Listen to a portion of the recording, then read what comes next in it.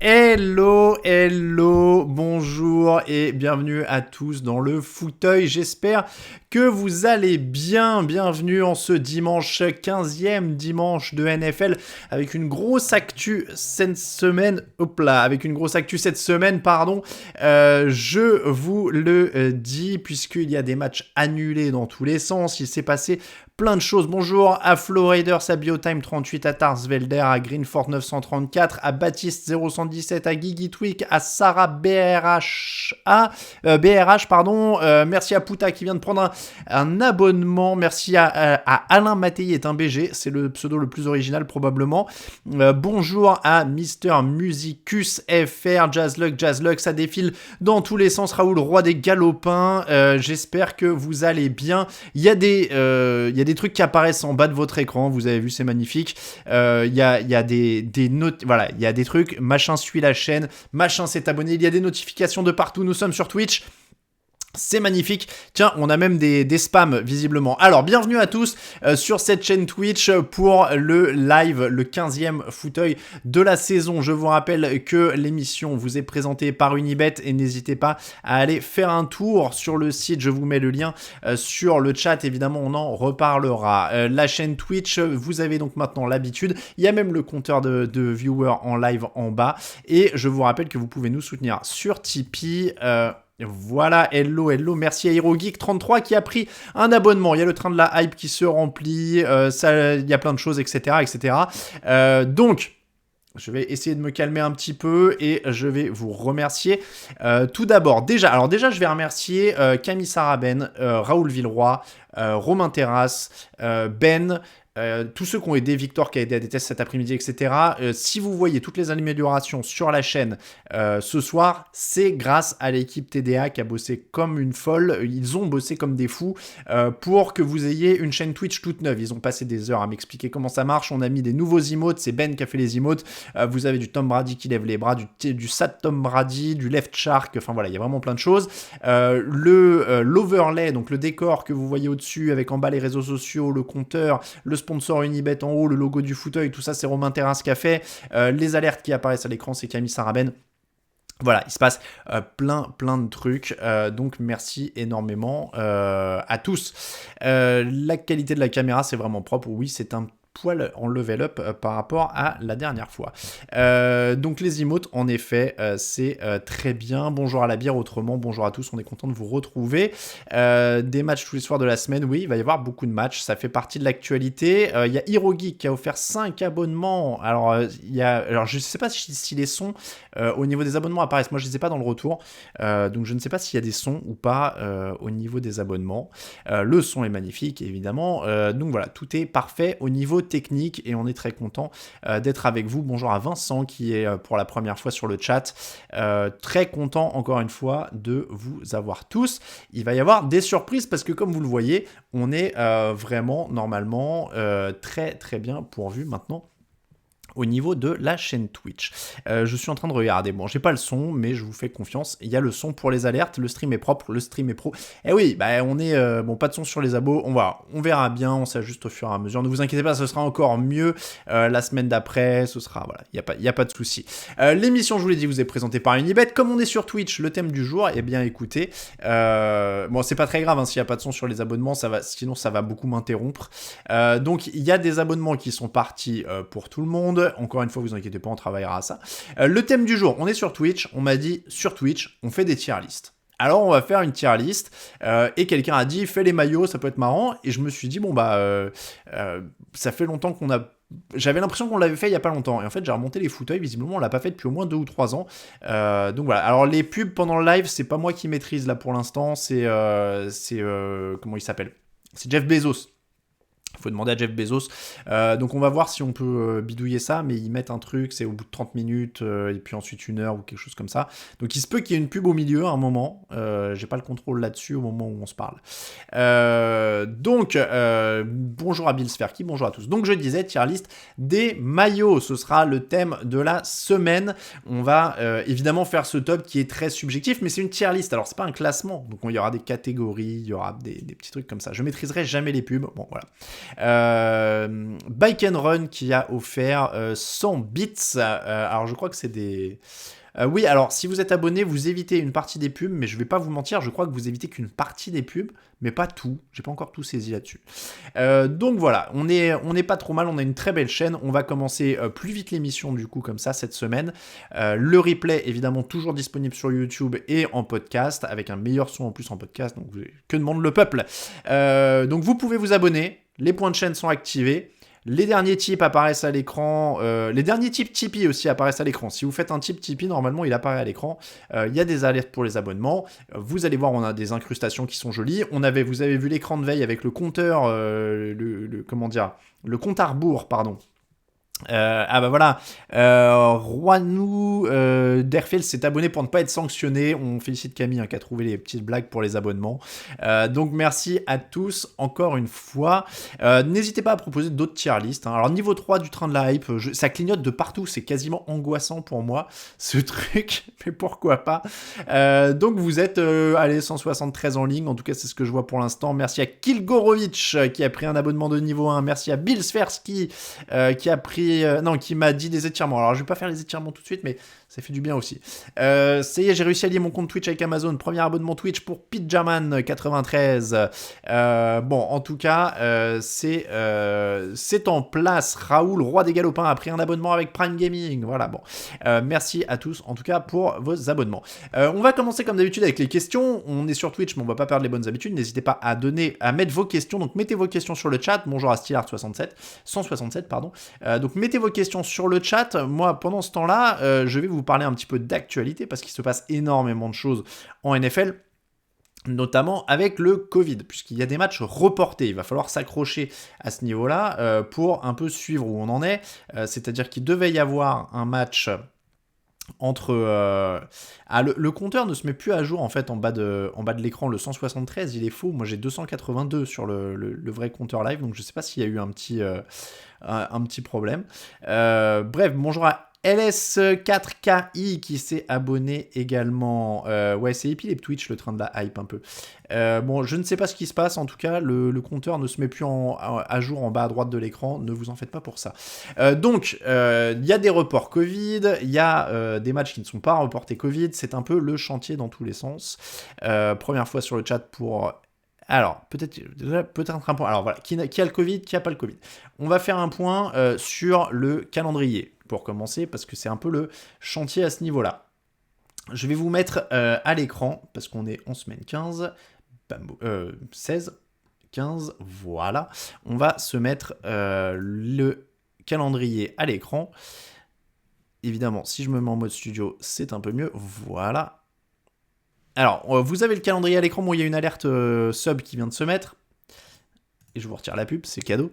Mais il y a tellement d'abonnements et d'alertes sub que ça se met sur le... Ça se met sur le truc.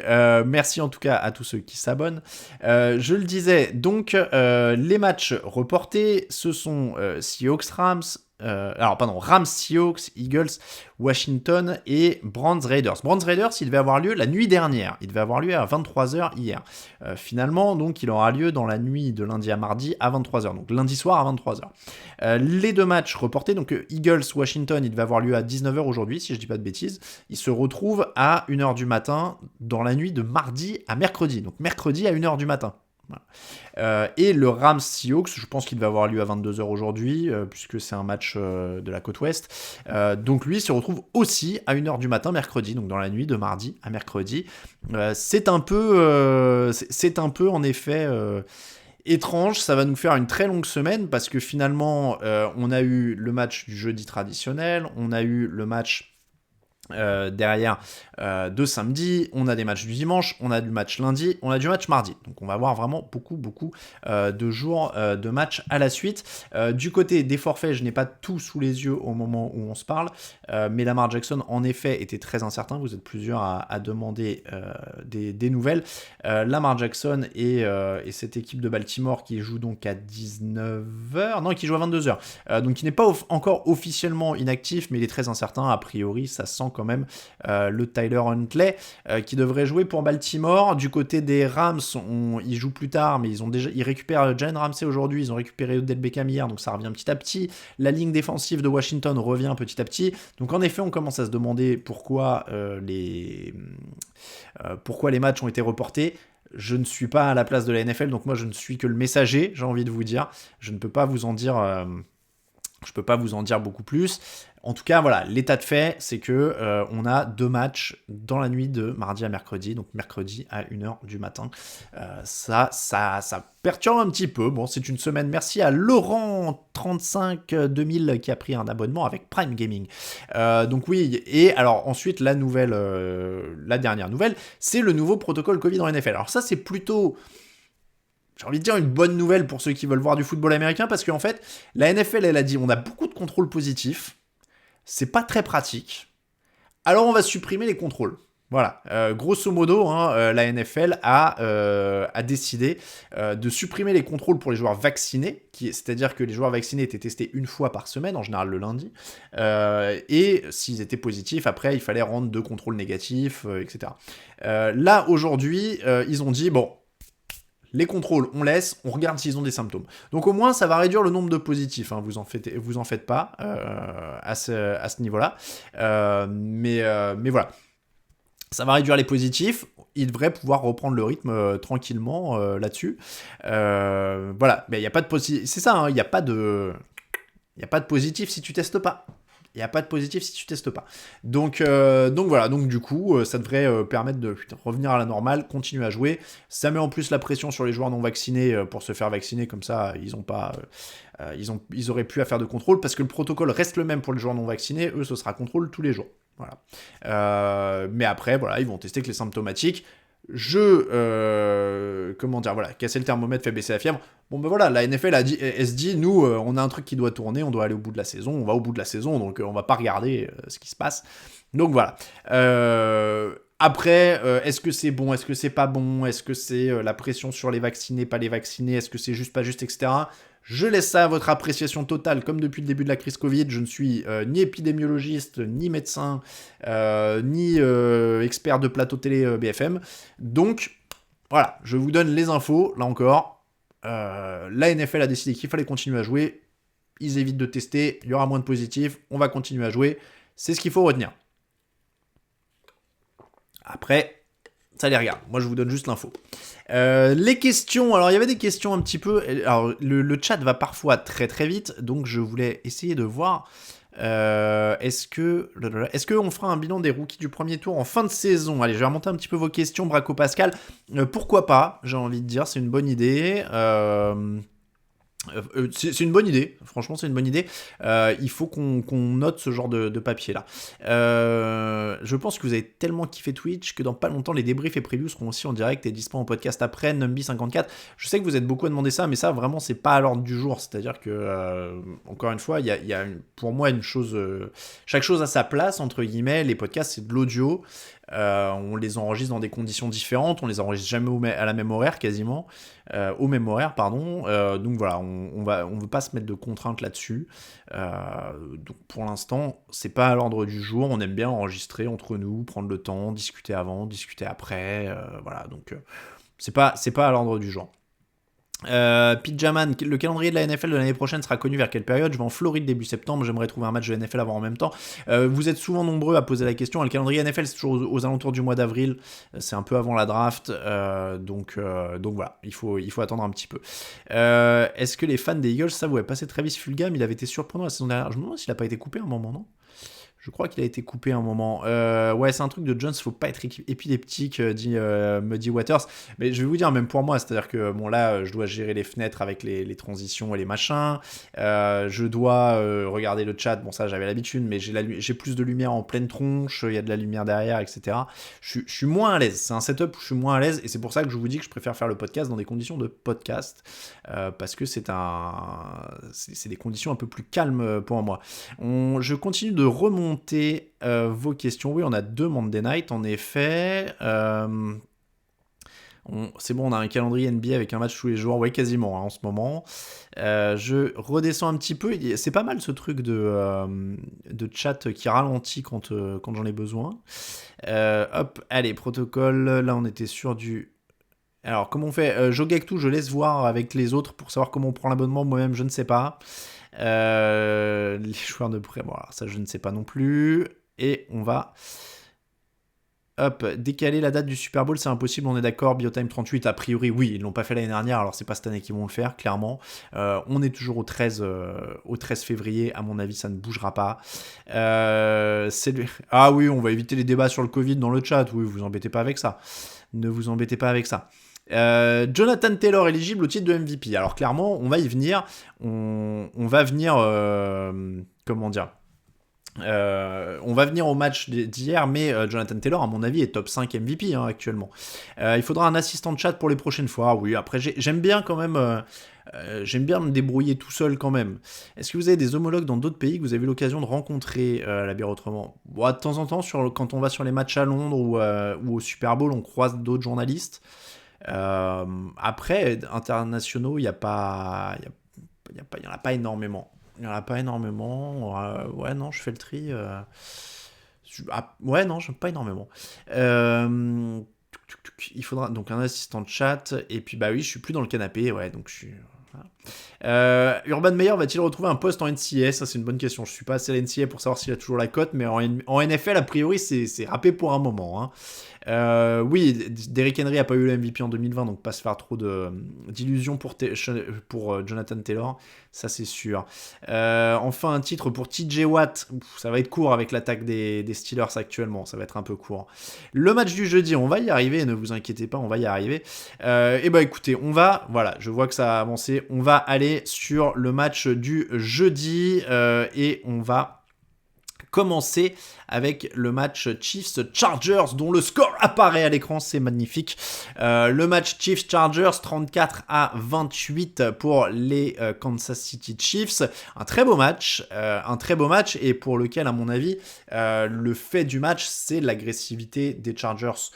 Sur quatrième tentative, le débat a quand même fait rage pendant la journée de vendredi, notamment dans la rédaction. Alors, Travis Kelce a démoli les Chargers, en effet, sur le chat. Le débat, ça a été les quatrièmes tentatives des Chargers. C'est-à-dire qu'ils jouent des quatrièmes tentatives tôt dans le match et ils perdent un match en prolongation. Donc forcément, on se dit, s'ils avaient pris les 3 points là, s'ils avaient pris les 3 points là, merci à Punkplouf pour son abonnement Prime. Donc voilà, on se dit forcément que s'ils avaient pris les quatrièmes, ils auraient peut-être gagné. Mais le problème, c'est que on peut pas non plus refaire le match a posteriori à chaque fois. C'est-à-dire que oui, mais le fait est qu'ils perdent qu'en prolongation. Donc s'ils en avaient mis une de ces quatrièmes, ils auraient gagné aussi. C'est pas déconnant de mettre le ballon dans les mains de ton meilleur joueur, dans les 10 yards adverses, quand il y a 2 yards à faire. Donc, honnêtement, je trouve ça trop facile de clouer Brandon Staley au pilori en disant il faut qu'il joue, il aurait dû prendre les field goals, oui et non, c'est-à-dire qu'au moins il a le mérite, moi c'est ça que je trouve, c'est qu'il a le mérite d'être consistant. C'est-à-dire qu'il a toujours dit je joue les quatrièmes. Il a gagné des matchs comme ça, il va en perdre. Mais comme il y a des coachs qui jouent les field goals, qui gagnent des matchs comme ça, et d'autres qui en perdent, qui auraient dû jouer des quatrièmes et qui en perdent. Donc, je trouve pas ça délirant de perdre comme ça, parce que c'est son identité et qu'il a gagné des matchs comme ça aussi. Voilà, parce que après, nous, quand on fait le coach de canapé, et moi le premier le lendemain, on dit bah oui, attends, il avait qu'à prendre les 3 points. Si on refait le calcul, il manque 3 points, il prenait les 3 points. Voilà. Ah oui, c'est facile. Mais le lendemain, s'il avait gagné comme ça, on aurait dit il a tenté, il a eu raison. Donc on peut pas. Lui, il prend la décision sans savoir ce qui va se passer. Nous, on refait le match en sachant ce qui s'est passé. C'est l'avantage qu'on a. Après, je peux entendre. Ils l'ont fait 3 fois. Est-ce qu'il fallait tenter à chaque fois ? Je sais pas. Moi, je suis pas à sa place. Moi, j'aurais plutôt pris les 3 points. Mais après, je suis aussi d'avis qu'il faut regarder qui il y a en face. Et en face, il y a une équipe de Kansas City qui, depuis des années, alors évidemment, cette année, c'est un peu, comment dire, c'est un peu différent, mais les gars qui jouent les Chiefs, depuis 3 ans, ils se disent, il faut aller les chercher tous les points qu'on peut, parce qu'il faut faire un match plus que parfait pour battre les Chiefs en général.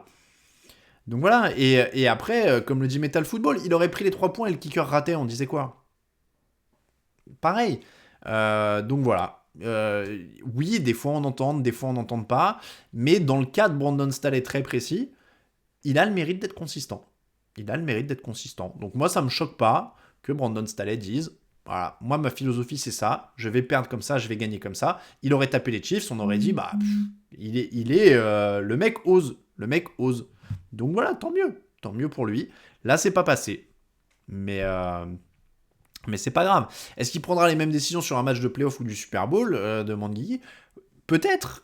Et pour l'instant, il les prend contre les Chiefs dans un match qui était important dans la course au playoff. Donc peut-être qu'il les prendra.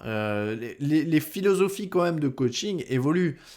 Donc moi, ça me choquerait pas. Ça me choquerait pas qu'ils prennent des décisions comme ça en playoff. C'est pas... ça me choque pas fondamentalement. Bon voilà, en tout cas, ça a été l'histoire du match pour moi. Il faut pas oublier quand même que Patrick Mahomes et les Chiefs reviennent. Il y a en plus de la défense qui est là et il y a du boulot défensif, et puis il y a 410 yards en attaque dans les airs. Il y a Kelsey et Hill qui sont monstrueux. Alors ils sont très dépendants de ces deux-là. On le voit, dès que ces deux-là se réveillent. Parce que Travis Kelsey 191 yards, Tyreek Hill 148, et derrière Byron Pringle à 22. Bon, voilà, c'est il est Kelsey, il est Kelsey, il est Kelsey. Ça a montré un peu ses limites par moment dans l'année. Là, les deux étaient là. Bon, bah là, quand les deux sont à ce niveau-là, tu peux rien faire. Tu peux rien faire. Donc voilà, ils reviennent comme des boulets de canon en fin de match. Ça aurait pu tourner d'un côté comme de l'autre. C'est aussi ça qui est bien dans ce genre de match. C'est des beaux matchs. Mais voilà, les Chargers sont menés. Ils ont mené 2 fois dans le dernier quart-temps. Mais ils étaient aussi menés 10-0 au début du match. Honnêtement, c'est un très beau match. Ils ont osé. Donc, il faut savourer ça. Si vous êtes neutre, c'était quand même un petit régal. Autre match qui a eu lieu, donc on a 2 matchs à débriefer pour une fois. C'est le Colts Patriots, 27-17 pour cette équipe d'Indianapolis. Je salue Sébastien aussi, Polomeni, qui s'occupe des visuels de la nuit et que je réutilise. C'est les visuels que vous voyez sur Instagram. Bonjour à Froggy One Kenobi. Ah, c'est sympa ça comme pseudo, Froggy One Kenobi. Donc, je disais, les Colts contre les Patriots. Match très Colts, 226 yards au sol, 49 à la passe. 49, alors 57 au total, lancés moins les sacs. Incroyable. 226 yards au sol. Bon, voilà, Jonathan Taylor, en effet, 170 yards d'une dernière course de folie. Il tue le match. Heureusement qu'il est là quand même, parce que Carson Wentz, ça reste très fragile. 5 sur 12, 57 yards, ouf, c'est fragile. Alors, c'est officiel, les Eagles vont recevoir un premier tour grâce à l'échange pour Carson Wentz. Tant mieux pour eux, parce que je suis pas persuadé que Carson Wentz valait un choix du premier tour. Bon, heureusement que Jonathan Taylor est là, il est époustouflant, comme le dit Kilgorovic sur le chat. Mais vraiment, attention. Bonjour à Jean VDG sur le chat, première d'un spectateur. Le premier carton a flingué les Pats. Oui, il y a 14-0 pour Indianapolis très rapidement. Après, merci à Furax408 pour son abonnement. Bon, encore une fois, je ne sais pas s'il y a les petits sons sur les abonnements, mais on verra pour la prochaine fois, au pire, pour réajuster ça. Donc, pour les Patriots, bon, il y a eu une énorme défense d'Indianapolis aussi, qui a quand même bien mis en échec cette équipe de New England, qui a pas été... Enfin voilà, ils avaient gagné 7 matchs de suite, on va se le dire très sincèrement. C'était une équipe qui est quand même très bien coachée, mais limitée en termes d'effectifs, relativement, avec un quarterback rookie.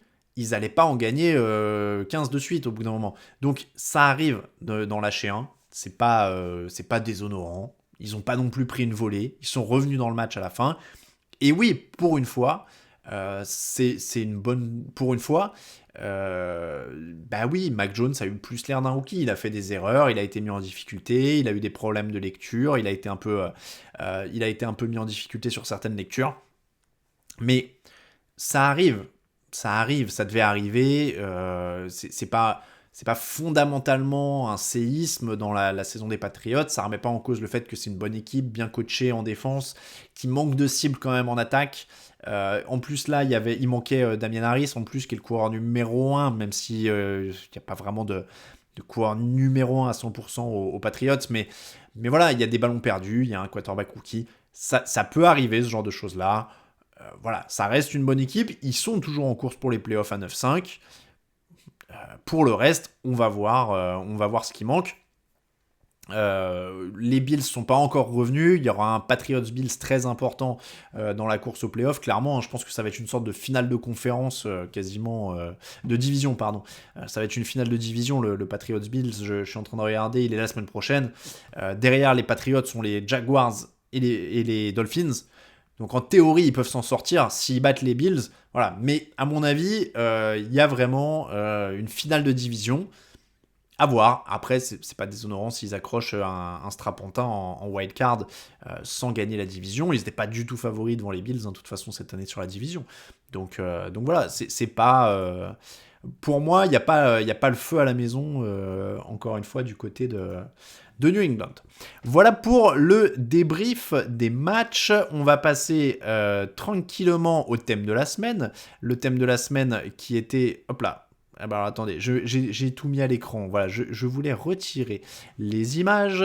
Donc je disais, on va passer au thème de la semaine. Le thème de la semaine qui était la tier list des maillots. Si vous avez des questions, c'est le moment. Ouais, alors les emotes sont incroyables, il faut le dire. Hein. Lonuchiwa le dit sur le chat. Il y a quand même l'emote Gronkowski. Moi, mon préféré, c'est le left shark. Hein. Le left shark, il est en niveau 1. Alors, je sais pas ce que ça veut dire. Je sais pas si c'est parce qu'il faut avoir un abonnement particulier. Mais alors, le left shark, moi, je vous le mets dans le chat. Je vous invite à regarder ça si vous n'avez pas l'image. C'est quand même magnifique. L'emote left shark, il est... Alors, les émoticônes, on a mis tout le quota que nous alloue Twitch. Et en fait, c'est une progression, même pour les diffuseurs. C'est-à-dire que plus vous avez d'abonnés, plus vous avez de vues, plus vous avez de machin, plus ils vous ouvrent des espaces pour mettre des emotes. Donc, pour l'instant, on a mis tous ceux qu'on avait. Et après, on en mettra d'autres au fur et à mesure. Voilà, on en a d'autres qui sont prévus, mais pour l'instant, on a mis tout ce qu'on avait. Donc, on a du Belichick, on a du Brady, on a Smoking Jay Cutler quand même. On a Smoking Jay Cutler, on a Thibaut, on a le Thibaut Wing. Le Gronk, il est quand même assez incroyable. Ah non, Smoking Jay, il n'a pas encore été validé. Je vous ai dit une ânerie. Le Gronk, il est incroyable. Le Brady 5, il est incroyable. Le Sad Brady, il est incroyable. Enfin voilà, ils sont tous magnifiques. Il y en a d'autres qui arriveront, ne vous inquiétez pas. On va passer au thème de la semaine. Regardez-moi ça comme c'est beau. Le Gronk, il est sympa. Le Gronk Party, là, il est vraiment sympa. On va passer au thème de la semaine, je le disais, et on va passer donc sur notre petit écran web. Regardez ça, c'est une tier list. Ah oui, les doigts de Jamis, c'est pas mal aussi, ouais. C'est pas mal aussi. C'est juste un peu dommage qu'on n'ait plus la photo de profil. Qu'est-ce que la photo de profil ? Je ne sais pas. JB Metalhead. Ah, tu parles sur le chat, mais ça c'est YouTube. Je sais pas. Bon, en tout cas, il y a les Manning, il y a plein de choses. Donc, la tier list des maillots. 100%, je vois le maillot de Lamar Jackson, on veut une icône échelle d'Alex Smith, les maillots, etc. Donc on va juger, ça va être totalement... Alors là c'est plus visuel, hein, donc du coup en podcast, je vous invite à vous imaginer les maillots. Donc on note les maillots qui sont les maillots domicile des équipes, parce qu'en fait les maillots extérieurs en général ils sont tous blancs à part les Cowboys qui inversent, mais merci à Chabaloutre pour son abonnement. Donc les maillots, on va prendre ceux qui sont colorés, le reste c'est plus ou moins blanc, et on va donc faire cette magnifique tier list qui va permettre de départager les meilleurs. Alors Chargers, en toute objectivité, alors attendez, je vois quoi, les maillots, le Bengals en orange, c'est le top de la saison. Le orange, c'est dur quand même en général. Le orange, c'est dur en général. Les Bengals dans les derniers. Alors, ce qu'on va faire, attention, ce n'est pas un classement, c'est une tier list. Alors, moi, je vous montre, regardez, en haut, par exemple, là, nous avons la catégorie Neo Retro for the Win. En dessous, on va mettre la catégorie qui s'appelle History Baby. parce que... Ah, baby, ouais, c'est pas mal ça, bébé. C'est pas mal. Derrière, alors on va commencer par le néo-rétro, for the win. Non, vous savez quoi, on va commencer par le bas. On va commencer par le bas, et on va commencer par les modern fails. Donc les échecs du moderne. On va commencer. Les Jets, c'est F tier. Pittsburgh, les Pats. Le orange, c'est beau, vive les Broncos. Mes Chargers, c'est une copie made in China des Rams. Ah, mais non. Ah non, les Rams, il est affreux. Alors regardez, modern fail. Et bah, bim, direct, les Rams. Les Rams, c'est un fail. C'est-à-dire qu'avec ces numéros dégradés, ces trucs arrondis, je vous parle même pas du maillot blanc, du blanc cassé, ce qu'ils appellent bone, qui est immonde. Non, désolé, les Rams, c'est un modern fail. Toujours dans les fails modernes, les Falcons. Les Falcons, bim, ah, mais non, c'est horrible. C'est horrible. Il y a, pareil, dégradé. C'est interdit les dégradés. Vous n'avez pas le droit aux dégradés. Fail moderne. Alors attendez, je cherche parce que je m'étais fait... Ah, bah le New York, parce que c'est comme Atlanta. Comme Atlanta, t'as pas le droit d'avoir le nom de l'équipe ou le nom de la ville sur le torse. C'est-à-dire qu'on n'est pas en NBA. On n'est pas en NBA. Donc, alors ça va crier sur le chat, là c'est fait exprès. Oui, blanc sale pour les Rams. Blanc sale pour les Rams. Mais ne vous inquiétez pas, hein, si vous n'êtes pas d'accord avec moi, c'est une tier list des maillots, donc a priori il n'y a pas de vérité. Hein. Là je vous le dis. Donc modern fail, les Rams, les Jets, les Falcons, je pense clairement à ces modern fail. Je suis en train de regarder s'il y en a d'autres. Non, on va remonter avec une catégorie qui m'est chère, qui s'appelle, je fais les catégories en direct, mais je les avais préparés, 90s Forever. Alors ça, c'est les équipes qui ont des maillots des années 90. Et pour moi, maillot des années 90, c'est pas un compliment. C'est pas un compliment. Quelqu'un dit les Cardinals CI2. Les Cardinals, c'est clairement le maillot des années 90. C'est-à-dire qu'il y a des empiècements en trop, il y a des couleurs, des machins. Il n'y a pas assez de fluidité. C'est-à-dire que les années 90 et le début des années 2000, rappelez-vous que c'est une époque où on écoute Nelly, des choses comme ça. Donc c'est pas dans la finesse, si vous voulez. C'est pas dans la finesse. Donc dans les années 90, en effet, il y a ce maillot des Ravens. Moi, j'ai un peu de mal. Voilà, j'ai un peu de mal avec ce maillot des Ravens. Le violet, je suis allergique. Panthers, on parle de cette immondice, dit Schweppes. Panthers, on est typiquement dans le maillot des années 90, avec beaucoup trop de détails, beaucoup de trucs. C'est comme celui des Falcons avant qu'il change. Hein. C'était vraiment le typique des années 90. C'était affreux. Années 90, celui des Houston Texans, qui ont comment dire, qui ont la prouesse d'avoir un maillot qui ressemble aux années 90 tout en étant né au début des années 2000. Ça, c'est quand même assez incroyable. Il faut le dire. Les Ravens, sans doute le moins pire des 90s. On est dans la tier list, hein, je vous le dis. Années 90, totalement les Broncos aussi. Alors celui-là, il est années 90 total. L'empiècement sous les bras, c'est années 90. Vous ne pouvez pas faire plus années 90 que l'empiècement sous les bras. La vilaine police de caractère des Philadelphia Eagles, années 90 total. Années 90 total. On ne peut pas faire, on peut pas faire mieux que ça. Je suis en train de regarder, je crois qu'on a fait le tour des 90s. A priori, Green Bay. Alors, Green Bay, c'est pas années 90. Green Bay, c'est historique. Catégorie supplémentaire qui s'appelle ils ont gagné, alors ça va. C'est-à-dire que ces maillots-là, on les tolère, mais parce qu'en fait, ils ont gagné des trucs avec. C'est-à-dire que, je vais prendre l'exemple typique, c'est celui-là, c'est que on tolère celui de Seattle parce qu'ils ont gagné le Super Bowl avec.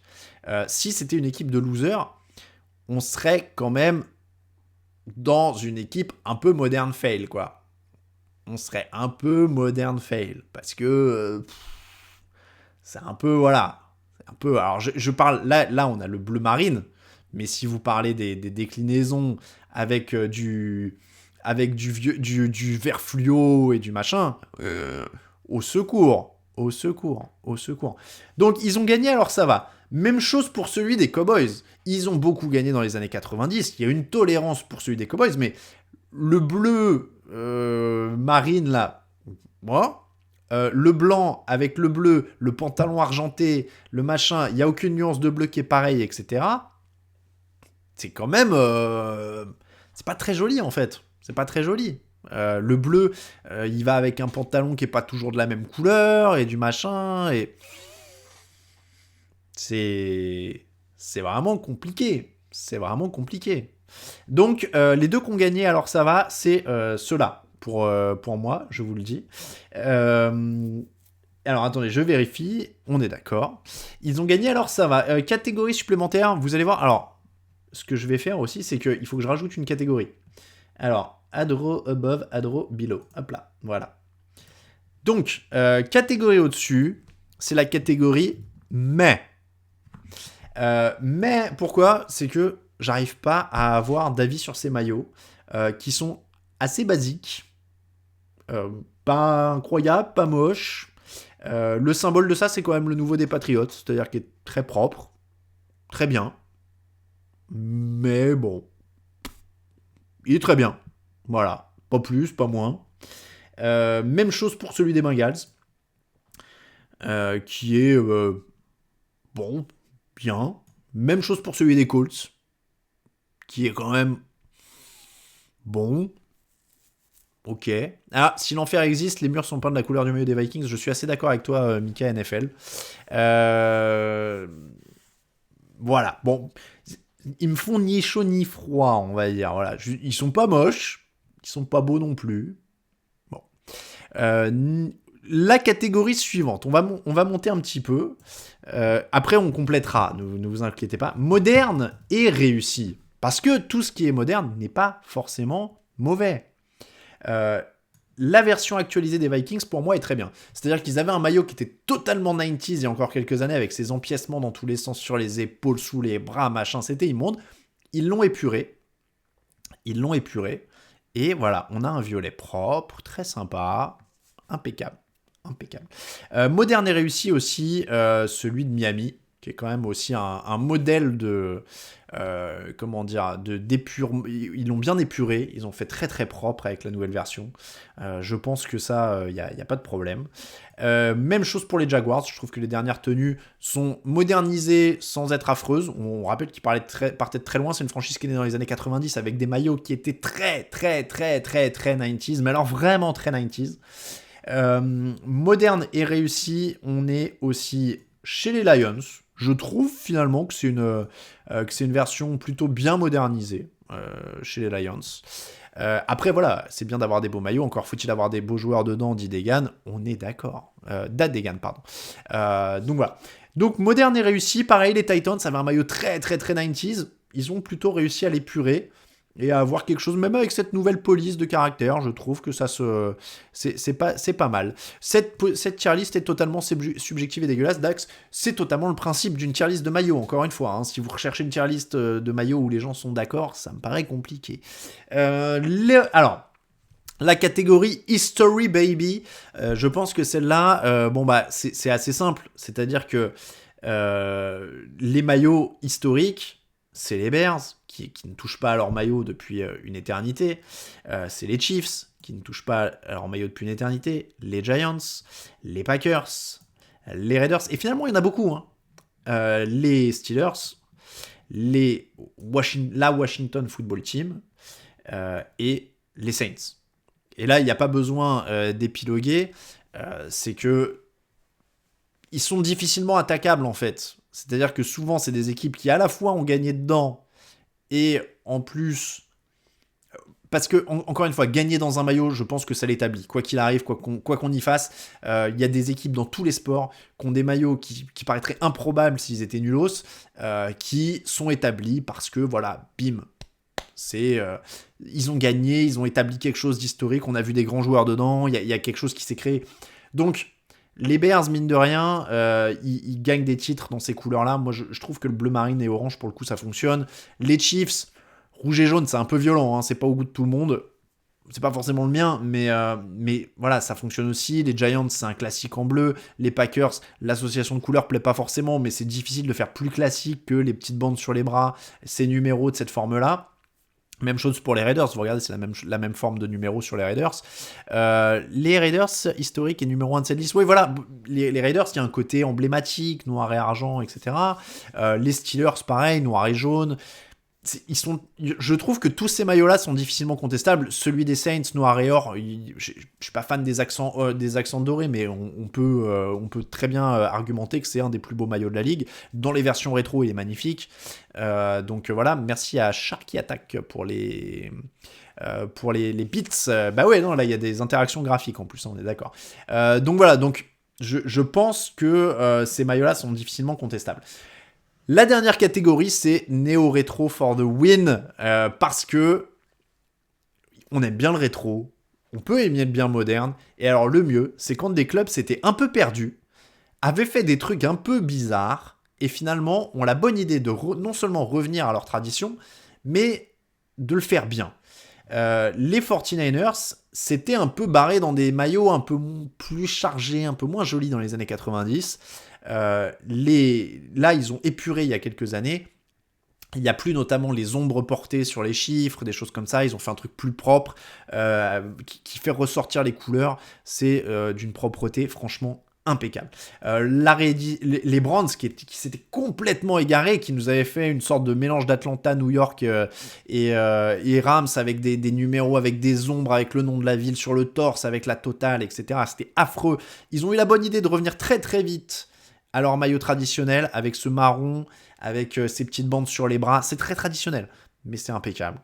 C'est impeccable. Les Buccaneers, ils sont bons les années 90, mais il avait déjà dans les années 90 le bon ton d'être assez simple. Il n'avait pas d'empiècement, de machin, etc.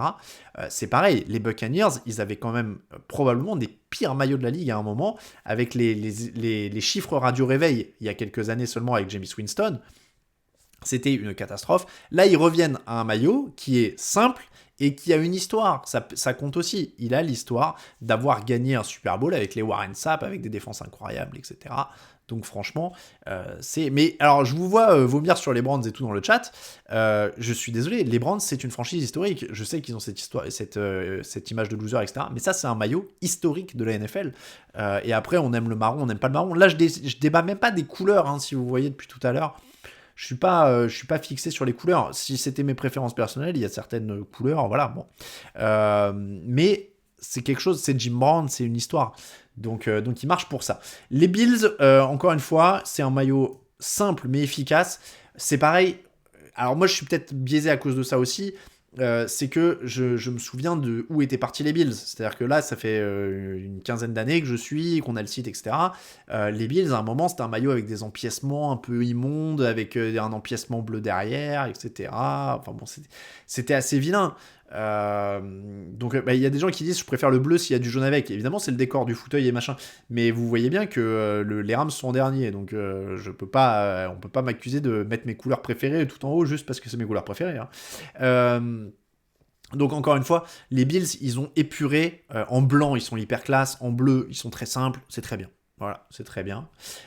Et puis, tout en haut du Neo Retro for the win, les Chargers. Parce que les Chargers, ils ont renoué avec le bleu ciel, qui était quand même l'historique de cette équipe, avec des joueurs illustres avant, les Fouts, les Kellen Winslow, etc.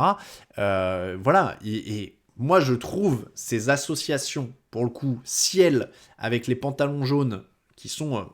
mais ah non, ils n'ont pas copié les Rams, ils n'ont rien copié du tout. Les Rams, au début, c'était blanc et bleu. Hein. Attention à votre histoire. Les Rams, c'était blanc et bleu au début. Il n'y avait pas le jaune. Je trouve qu'ils ont bien remis l'éclair, en effet, sans que ça fasse cheap, parce que le risque de l'éclair, quand même, des Chargers, c'est que ça fasse un peu cheapo, c'est... Voilà. Mais voilà, je trouve que ce powder blue, ce qu'ils appellent le powder blue, le bleu ciel, là, il marche formidablement bien. Le numéro sur le casque. Ça, c'est génial. Moi, je suis toujours fan. Je trouve que le numéro sur le casque, sur les casques de Washington, sur le casque des Chargers et tout, ça marche super bien cette année. Donc voilà. Je suis beaucoup plus fan. Oui, Rams, le bleu est foncé. Hein, historiquement, c'était bleu foncé et blanc. Hein, c'est celui des Oilers, oui, de mémoire. Mais alors, j'ai plus tout en tête, mais voilà. Ouais, non, mais alors, les nouvelles couleurs des Rams sont mieux. Les anciens étaient vraiment atroces. Moi, j'avais vraiment espoir qu'ils fassent un joli truc un peu épuré. Et malheureusement, ils sont allés dans cette tentative là très très comment dire, très très moderne avec le patch, avec marqué Los Angeles sur l'épaule, avec machin. Bon, c'était complètement voilà, moi je trouve ça un peu compliqué ce qu'ils ont voulu faire. Le troisième maillot qu'ils ont sorti cette année, qui est vraiment blanc avec bleu et rouge sur les épaules, c'était mieux, c'est déjà mieux. Mais vraiment, vraiment c'est compliqué pour le reste. Merci à Betsalel qui a pris un abonnement avec Prime. Merci beaucoup. Voilà donc pour le thème de la semaine. En tout cas, ouais, c'est Ikea avec le numéro délavé, les Rams cette année. C'est un peu dur, mais en effet. Ça va être quelque chose quand ils vont ramener les throwbacks l'an prochain. Ouais. Voilà donc pour la tier list des maillots. Vous avez vu, on utilise tout ce qui est interactif maintenant. La tier list des maillots. Donc je vous rappelle, Neo Retro for the win, les Niners, les Browns, les Buccaneers, les Bills et les Chargers. History Baby, les Bears, les Chiefs, les Giants, les Packers, les Raiders, les Steelers, Washington et les Saints. Moderne et réussi, Vikings, Dolphins, Jaguars, Lions, Titans. Mais c'est les Patriots, les Bengals et les Colts. Ils ont gagné, alors ça va pour les Seahawks et les Cowboys. 90s Forever, Cardinals, Ravens, Panthers, Texans, Broncos et Eagles. Modern Fail, les Rams, les Falcons et les Jets. On repasse en plein écran. Mets ça sur Twitter, Clash Buzz Raoul. Que dit Raoul? Je ne sais pas. Bon, en tout cas, voilà pour le thème du jour. Il est déjà 18h46, on ne va pas perdre de temps. N'hésitez pas à mettre des questions. Moi, ce qu'on va faire, c'est qu'on va passer sur tadam, le programme du soir. Le programme du soir qui est finalement moins fourni, il n'y a que 9 matchs, si je dis pas de bêtises. 1, 2, 3, 4, 5, 6, 7, 8, 9. Ouais, il n'y a que 9 matchs, ce qui fait pas énorme en fait de ce côté-là. Il y a du rouge un peu chez Lidl, je leur donne pas de mauvaise idée. Donc, j'ai hérité de quel match de merde? Eh bien, figurez-vous que c'est moi qui fais le résumé du Jaguars Texans ce soir. Merci à Mathieu pour son abonnement avec Prime Gaming. Vous voyez la petite vidéo de Kirk Cousins? La semaine prochaine, vous aurez le son. You like that, you like that. Donc, les matchs de ce soir et les pronostics. Donc le Giants Cowboys, pour ceux qui demandaient, c'est sur la chaîne L'équipe, on va dire les Cowboys, puisque c'est plus complet quand même. Et puis, il n'y a toujours pas de Daniel Jones, non pas que ça aurait changé grand-chose, mais... Giants Cowboys donc les Cowboys, Lions Cardinals. Les Cardinals sont immensément favoris, ils sont beaucoup plus complets. Dolphins Jets, les Dolphins sont évidemment plus sérieux et plus complets que les Jets. Les Bills contre les Panthers, même chose, plus sérieux, plus complet. Steelers Titans, celui-là pour moi je le trouve intéressant parce que je trouve que la défense des Steelers a un coup à jouer contre cette attaque des Titans. Donc je dirais les Steelers, je vais jouer la surprise. Jaguars Texans, donc c'est le magnifique match que je vais résumer. Sans Urban Meyer, vont-ils réagir? Je ne sais pas. Dans le doute, je vais mettre les Texans quand même. Broncos Bengals à 22h05. C'est un match vraiment intéressant. On l'a fait dans la fiche de la semaine. J'espère que vous avez écouté le podcast de jeudi. J'ai mis les Bengals, mais attention. Niners Falcons. Les Niners sont quand même une équipe plus complète, plus solide qu'Atlanta. Atlanta gagne les matchs qu'il faut gagner contre les équipes un peu plus faibles. J'ai peur quand même que ce soit un poil trop haut contre San Francisco. Baltimore contre Green Bay, a priori Lamar Jackson ne devrait pas être là, donc Green Bay est quand même largement favori de ce match. Et puis, donc dans la nuit de lundi à mardi à 2h20 du matin, il y a Buccaneers Saints où les Buccaneers seront favoris. Et je vous le rappelle, dans la nuit de lundi à mardi, on ne l'a pas mis sur ce programme-là, c'est aussi le match entre les Raiders et les Browns. Alors attendez. Oui, non, pardon, je dis une bêtise. Donc là, c'est cette nuit, pardon, c'est que cette nuit, ce lundi. Buccaneers Saints, c'est cette nuit. Donc les Buccaneers sont favoris. Voilà pour le programme de la soirée. Baltimore, c'est l'équipe C qui joue. Et Baltimore... C'est compliqué malheureusement au niveau des Ravens là avec toutes les blessures, donc on va espérer pour eux que ça se passe mieux. Ah bah voilà, hop, ça a fait la transition directe, j'ai pas eu besoin, j'ai quitté le mode studio. Donc Baltimore contre les Packers, on en parlait. Donc, Steelers Titans à 19h, c'est pas mal. LS 4KI. Je vais enchaîner avec les pronos chez Unibet, notre partenaire pour les paris en ligne. On a quelques cotes intéressantes. Alors, les Texans à 2,82, pour le coup, ça se joue. Moi, je vais aller directement là-dessus parce qu'ils ont une très grosse cote contre les Jaguars. Je vois pas pourquoi les Jaguars seraient beaucoup plus favoris. Clairement. Donc ça, les Bengals à 2,19, j'ai dit que c'était un match à 50-50, mais pour le coup, du coup, la cote est vraiment intéressante pour eux. Les Raiders, ça aurait pu être s'ils avaient joué les Browns sans tous leurs blessés.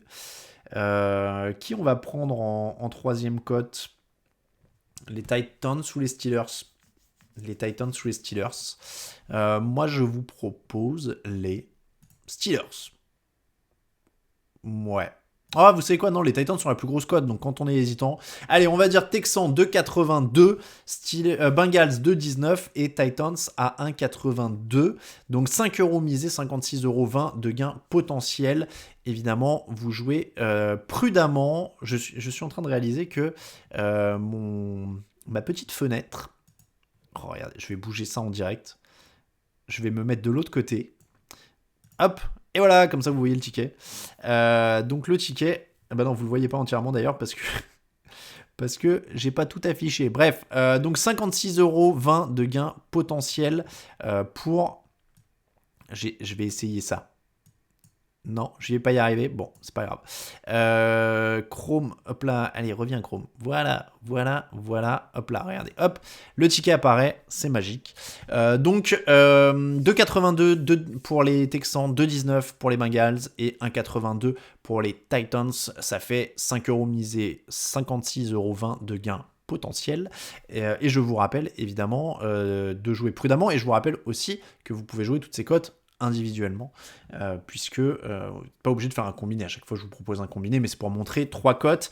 Le match entre les Giants et les Cowboys, si on va prendre ça pour les marqueurs de touchdown, on va acheter un petit œil, c'est le match qui est sur l'équipe. Alors Saquon Barkley à 2,50, je vais pas vous cacher que ça m'arrangerait, parce que je l'ai dans ma fantasy. Je vois que ça parle fantasy sur le chat.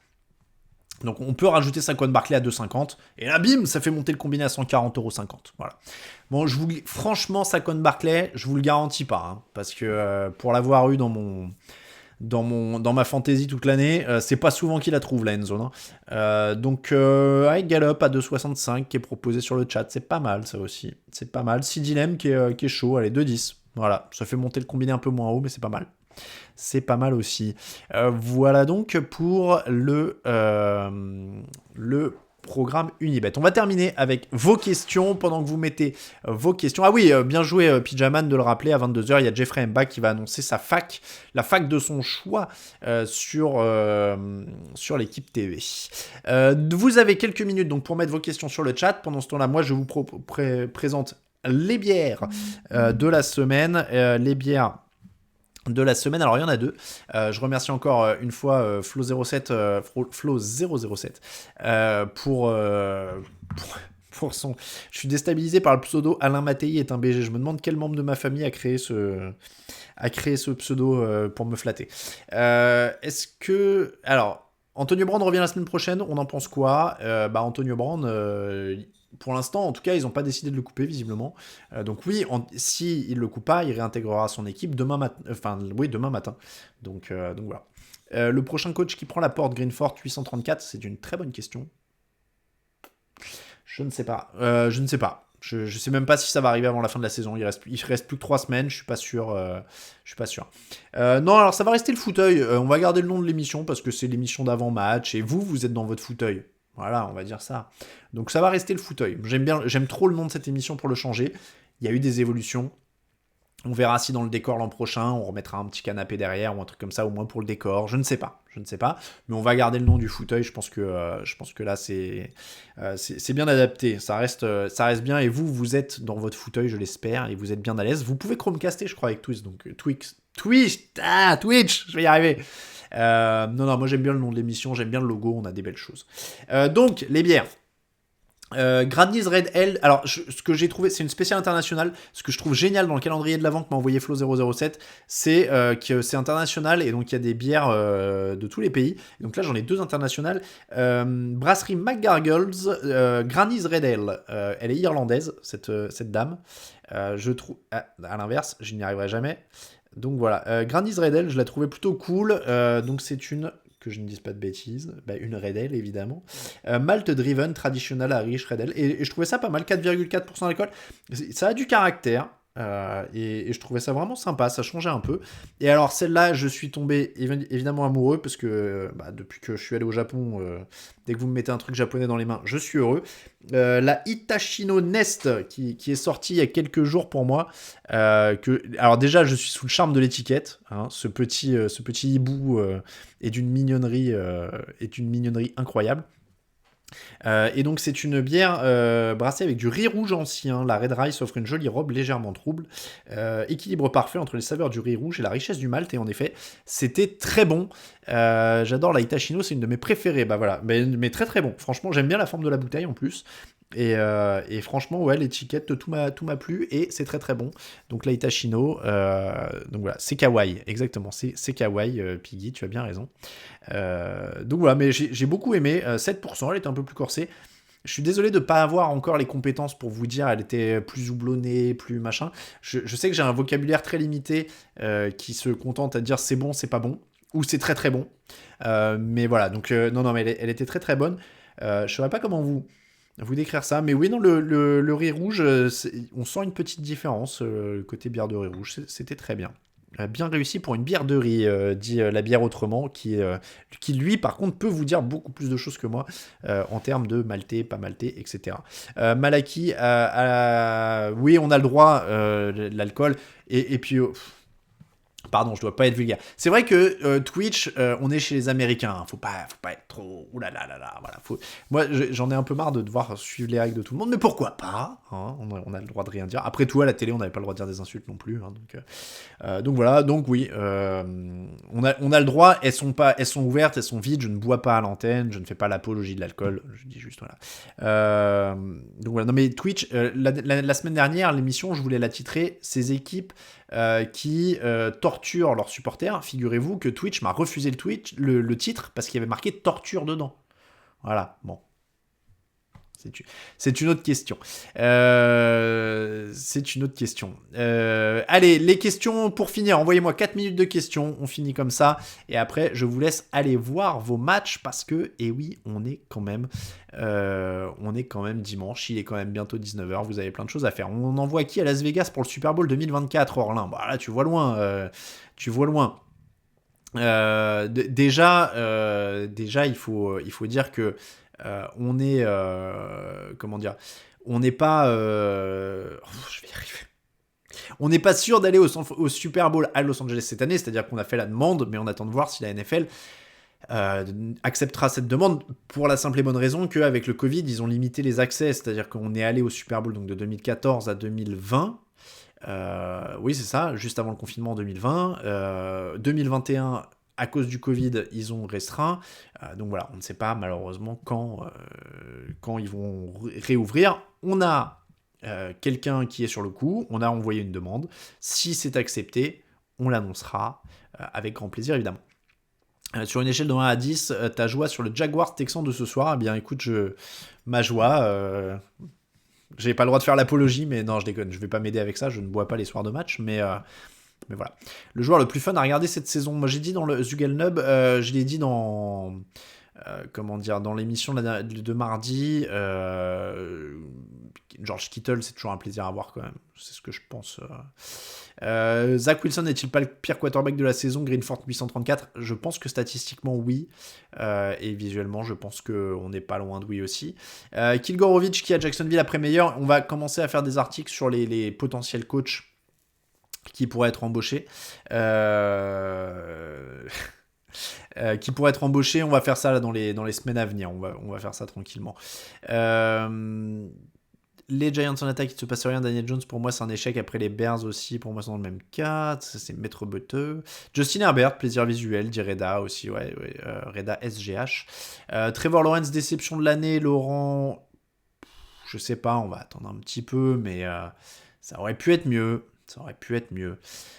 Quel match à conseiller à 19h? On a dit le Titans, je vous le remets, on a dit le Titans Steelers. Je regarde, c'est écrit en tout petit devant moi. Ouais, on va dire le Titans Steelers. Tyreek Hill, oui, c'est aussi pas mal. On veut voir le GM sauter à Jacksonville, dit Malaki. Joe Bureau, plaisir visuel aussi. Baptiste 0117.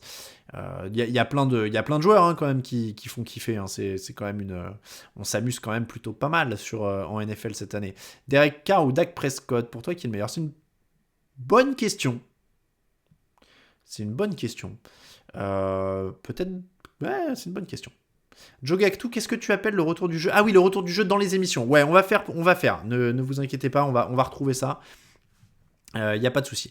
Oui, j'aime beaucoup le format Red Zone, Reda, en effet. Il est 18h59. Juste avant de partir, je vais quand même vous rappeler les liens. Vous pouvez soutenir l'émission et vous pouvez soutenir tout le monde, tout le site sur Tipeee. L'argent va dans une cagnotte qui est pour les rédacteurs, donc n'hésitez pas. Ça permet de payer les voyages, ça permet de payer les membres de l'équipe du podcast, ça permet de faire pas mal de choses. N'hésitez pas à cliquer aussi sur le lien Unibet, évidemment, pour leur montrer que vous venez de notre part. Et voilà, il est 19h, c'est tout ce que je pouvais vous dire. Et n'hésitez pas, n'oubliez pas, encore une fois, tout est complémentaire sur TDA. N'hésitez pas, n'oubliez pas, inscrivez-vous, abonnez-vous aussi au podcast. On est sur Spotify, sur Deezer, sur Apple Podcast. Le podcast a plus de 10 ans maintenant. Donc voilà, on est sur Twitch, mais on est aussi sur les podcasts. Et n'oubliez pas de nous écouter sur les podcasts, c'est un autre format. On vous accompagne dans les transports, on vous accompagne partout. Et vous allez voir, c'est très bien aussi. Merci à tous, bon match à tous. Merci à Giant Steph, à Greenfort, à Polovos, à tout le monde, à Numby, à tout le monde. Merci beaucoup, je vous souhaite une très bonne soirée, merci d'avoir été là pour ce Twitch, très bon match à tous, à mardi pour le débrief en podcast, ciao ciao.